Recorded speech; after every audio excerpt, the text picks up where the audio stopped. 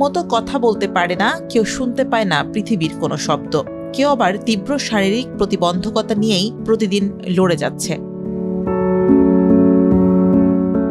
সমাজের চোখে যারা শুধুই বোঝা কিংবা অবহেলিত, সেই ছোট্ট শিশুরাও কিন্তু স্বপ্ন দেখে 10টা স্বাভাবিক মানুষের মতো মাথা উঁচু করে বাঁচার। সেই স্বপ্নকে বাস্তবে রূপ দিতে লড়েছেন গাজীপুরের কালিয়াকৈর উপজেলার এক সাধারণ মা শামসুন নাহার বেগম। শুরুটা 2013 সালে। নিজের প্রতিবন্ধী সন্তানকে একটু আলোর দিশা দেখাতে স্কুলে স্কুলে ঘুরেছিলেন শামসুন নাহার, কিন্তু তার সন্তানকে ভর্তি নেয়নি কোনো বিদ্যালয়। এরপরও থেমে যাননি তিনি। আরও 4টি প্রতিবন্ধী শিশুকে নিয়ে নিজ ঘরের বারান্দায় শুরু করেন পাঠদান। পরে মেয়ের নামেই প্রতিষ্ঠা করেন মাহমুদা আদর্শ প্রতিবন্ধী স্কুল। 2009 সালে আমার মেয়ের জন্ম হয়।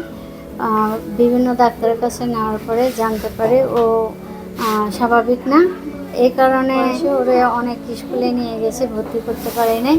পরে আমি সিদ্ধান্ত নেই ওর নামে একটা স্কুল প্রতিষ্ঠান গড়ে দিয়ে গেলে ওর নাম থাকবে। নানা প্রতিকূলতা আর অভাবের পাহাড় পেরিয়ে সেই ছোট্ট বারান্দার স্কুল আজ ডালপালা মেরেছে। এই বিদ্যালয়ে বিনামূল্যে পড়াশোনা করছে অবহেলিত 80 শিশু। প্রথম 5 জন বাচ্চা নিয়ে বারান্দায় শুরু করি, তারপরে বুড়ির বাড়িতে গিয়ে আমি স্কুলটা পুরোপুরি শুরু করি 2014 সালে 25 জন বাচ্চা নিয়ে। তারপরের বছরে 35 জন হয়। ওখান থেকে 5 বছর পরে আমি নিজে জায়গা কিনি, 8টি রুম উঠাই। উপজেলার থেকে কিছু কিছু জিনিস পাইছি, কিন্তু এই বাচ্চাদের যে আমি পড়াই এদের কোনো বেতন নেই না। আমি শুধু পড়াশোনা করাই না, পড়াশোনার পাশাপাশি এরা তো বেশি পড়তে পারে না, পড়াশোনার পাশাপাশি সেলাই মেশিনের কাজ, কম্পিউটারের কাজ এবং হাতের বিভিন্ন কাজ শেখাই।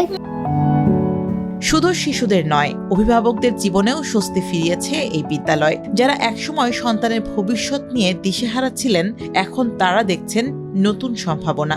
এই এলাকার ভিতরে কোনো প্রতিবন্ধী স্কুল নাই, খুবই ভালো। আগে অনেকটাই অসুস্থ ছিল, এখন সুস্থ হয়েছে, পড়াশোনা করতেছে। আশা করি আল্লাহর রহমতে অনেকটাই এগিয়ে যাবে। শিক্ষার্থীর সংখ্যা বাড়লেও শ্রেণীকক্ষ, থেরাপি সরঞ্জাম ও আর্থিক সহায়তার সংকট কাটেনি। তবু অবহেলিত এই শিশুদেরকেই সমাজের সম্পদে রূপান্তরের আশা শামসুন নাহারের।